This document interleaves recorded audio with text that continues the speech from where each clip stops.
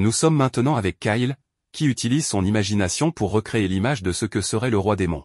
Tout en brandissant une épée, il commence à esquiver les projectiles que ce dernier lui lance. Peu à peu, il repousse et détruit la magie de son adversaire, bien qu'une de ses attaques parvienne à l'atteindre au visage. Après avoir reculé, il remarque qu'il reste encore 3 ans avant la grande invasion, il pense donc qu'il lui manque encore beaucoup de pratique avec l'épée et la magie. À ce moment-là, il utilise les sorts de force et d'accélération sur son propre corps et est surpris que les enchantements soient plus efficaces que d'habitude, ce qui signifie qu'il possède plus de pouvoir magique. Après cela, il fonce directement sur son ennemi, mais à cause d'un moment d'inattention, il est frappé par la magie de celui-ci et tombe au sol, ce qui signifie que si ce n'était pas une simulation, il serait déjà mort. Il pense alors que même si son pouvoir magique est plus grand, son corps n'est pas encore capable de le supporter, donc il n'a pas encore la moindre chance face à ce qui l'attend. Il se dit cependant que mourir n'est pas une option, il veut devenir plus fort, être en bonne santé et prendre une retraite paisible. Pendant qu'il réfléchit à tout cela, Serran et Reese l'observent en cachette, tous deux ne comprenant pas ce qui lui arrive ni pourquoi il agit de manière étrange depuis hier. Quelques secondes plus tard, Leila arrive pour les saluer, il s'agit de la mère de Serran. Elle demande alors à Alice si son fils sait déjà vivre seul, ce à quoi elle répond qu'il lui rend visite tous les jours pour lui demander à manger, autrement dit, non.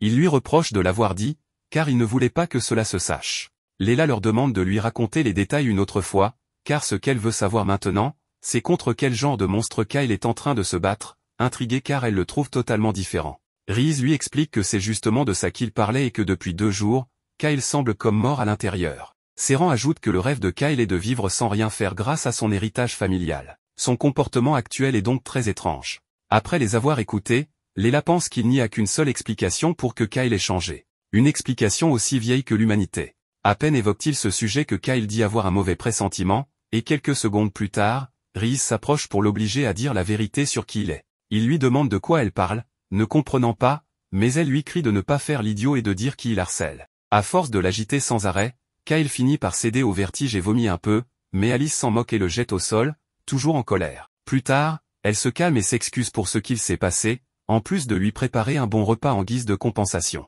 Alors qu'ils sont tous à table, la mère de Kyle, appelée Solaya, salue Leila en la revoyant. À ce moment-là, Kyle leur dit qu'il veut profiter du fait que tout le monde est là, car il veut savoir quel type de personne peut influencer le destin de son pays et d'autres. Malgré l'étrangeté de sa question, ils répondent que cela pourrait être un roi, les grands prêtres de la déesse mère Kairi ou le héros Randolph, celui qui a vaincu le roi démon il y a 300 ans. Serran mentionne que ce héros est probablement connu même parmi les elfes et les nains. Kyle garde en tête ces 3 options et comprend qu'en 3 ans, il ne pourra être qu'un héros, donc il devra en devenir un. En rangeant les assiettes à la cuisine, les autres s'accordent à dire qu'il se passe quelque chose avec lui, même si Solaya ne voit pas cela comme un mal, car il semble plus motivé. En revanche, Leila suggère de le garder à l'œil. Pendant ce temps, Kyle commence à ressentir à nouveau un mauvais pressentiment. Cette nuit-là, il voit comme un avantage de savoir ce qui va se passer et remercie sa bonne mémoire tout en lisant une montagne de livres dans sa chambre. Serran lui rend visite et lui demande s'il veut tant que ça devenir un héros. Kyle lui répond que oui, et que plus vite ce sera fait, mieux ce sera, bien qu'il sache que ce n'est pas une tâche facile. C'est pourquoi il réfléchit à comment y parvenir. Serran lui propose de vaincre le roi démon, mais ils conviennent tous deux que ce n'est pas quelque chose de faisable aussi simplement. Ils discutent alors de ce qu'il faut pour devenir un héros. Kyle sait que la force est importante, mais que ce n'est que la base et que seule, elle ne sert à rien. Selon lui, l'argent est vital, car les héros aident les autres de manière altruiste et partir à l'aventure n'est pas gratuit. Un autre élément est le réseau de contacts, si les gens le traitent de façon spéciale, il pourra se faire un nom. En plus de cela, il lui faut de la chance, pas une chance ordinaire, mais la chance de tomber sur la malchance des autres. Serran s'inquiète en l'entendant dire cela, mais Kyle affirme qu'il ne créera pas de problème pour ensuite les résoudre. En le voyant aussi déterminé, Serran lui demande pourquoi il veut tant devenir un héros, car il sent que ce n'est pas une simple envie. Kyle admet avoir ses raisons, mais qu'il doit lui faire confiance cette fois. Serran accepte cette réponse sans poser plus de questions, et lui fait savoir qu'il le soutient, ce que Kyle savait déjà. Le lendemain, il rend visite à Leila pour lui dire qu'il prévoit de partir en voyage. Il en a déjà parlé à Solaya, ce qui l'a fait pleurer. Leila pense qu'elle est trop protectrice, mais met cela de côté pour lui demander ce que lui a dit Roel. Comme Kyle est surpris par la question, elle change de sujet en disant que cela lui fera du bien de voir le monde et qu'il doit emmener Serran avec lui. Tous deux discutent de comment ils pourraient l'utiliser, ce qui pousse Serran à protester. Plus tard, Kyle parle en privé avec Reese pour lui annoncer qu'il partira dans 2 jours, sa première destination étant la capitale royale de Marad. Une fois qu'il aura tout réuni là-bas, son véritable voyage commencera.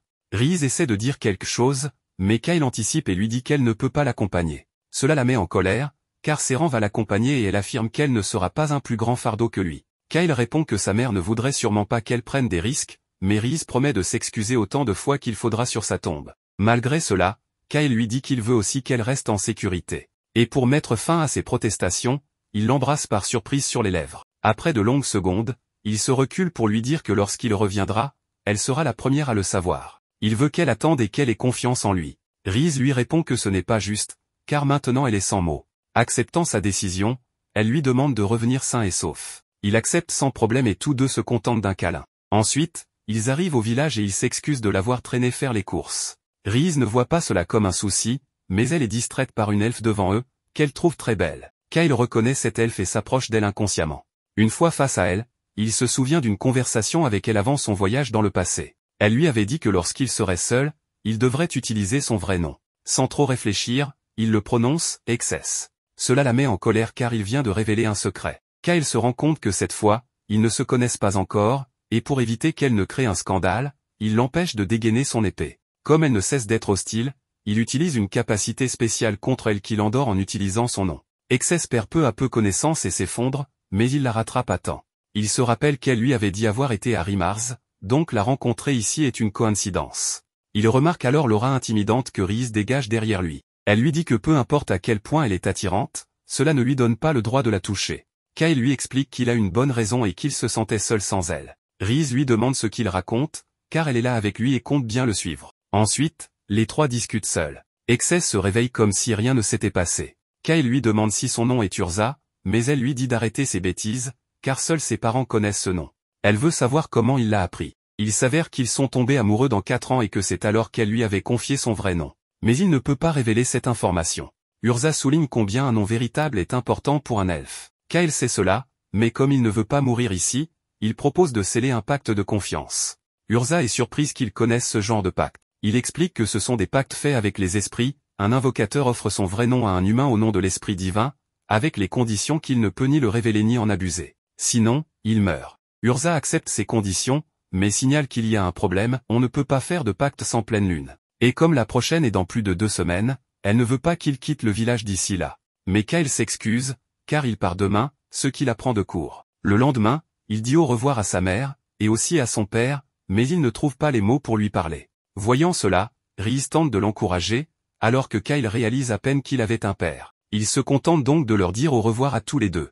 Ensuite, il part avec Seren, Urza et Rhys. En chemin, Seren dit à Urza qu'il n'arrive pas à croire qu'il voyage avec une fille aussi belle, mais elle lui répond qu'elle est là par intérêt, donc il ne faut rien espérer. Puis Rhys demande à Kyle si la capitale royale n'est pas dans l'autre direction, ce à quoi il répond qu'ils pourront y aller plus tard. Et ce grâce à la nouvelle membre du groupe, l'invocatrice Urza. Elle nie être une coéquipière, mais se tait lorsqu'ils l'applaudissent, un peu de mauvaise humeur. Kyle leur dit alors de se diriger vers les montagnes Ingar et leur demande s'ils connaissent la légende. Rhys pense que c'est celle du royaume ancien de Sarl, le grand labyrinthe du roi magique. Kyle confirme que c'est une légende, puis leur montre une carte de ce grand labyrinthe qui indique l'emplacement du trésor. Ils sont déçus, pensant que c'est un faux, mais Kyle insiste sur son authenticité. Même ainsi, ils doutent encore. Urza examine la carte de plus près et remarque qu'elle provient d'un arbre magique vieux de plus de 1000 ans, utilisant une technologie perdue. Elle pense donc qu'elle est authentique. Rhys est surprise, tandis que Seren la croit juste parce qu'elle est belle. Même s'il change d'avis, Rhys note que la carte est énorme et veut savoir combien de temps cela prendra.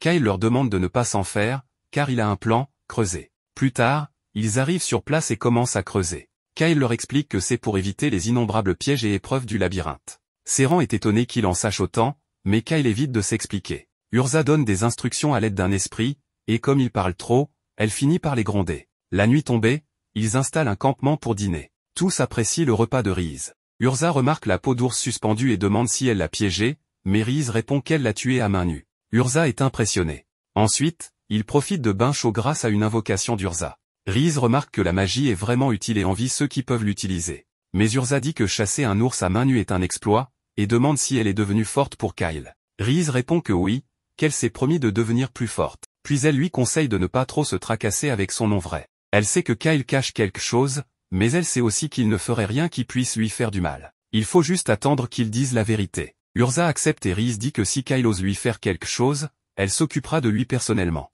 Comme Rhys la traite avec formalité, Urza lui demande de l'appeler par son prénom.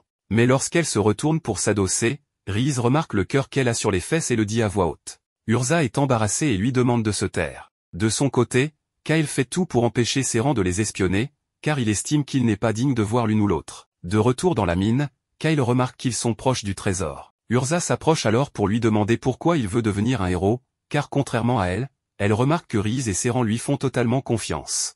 Elle veut aussi savoir si les anneaux qu'il porte font partie de son entraînement. Kyle n'est pas surpris qu'elle ait remarqué, et lui explique que ces objets magiques augmentent son poids de 20 à 30%, ce qu'il accepte pour renforcer son corps. Aux autres questions d'Urza sur ce qu'il veut faire et son vrai nom, il répond que c'est compliqué. À cet instant, il donne le coup final avec sa pelle, ce qui les amène à l'endroit voulu. Une fois le mur détruit, tous sont stupéfaits en découvrant une montagne d'or et de bijoux. Kyle reste calme et leur dit que c'est ce qu'ils étaient venus chercher, car son objectif nécessite de l'argent, mais il ne veut pas qu'ils soient aveuglés par cette richesse. Pendant que Seren nage dans l'or comme un fou, Kyle le désigne comme l'exemple à ne pas suivre. Alors que les autres sont absorbés par le trésor, Kyle court vers une autre pièce où se trouve une épée spéciale. Lorsqu'il s'en approche, l'épée se transforme soudainement en une jeune fille qui le félicite d'être arrivée jusque-là.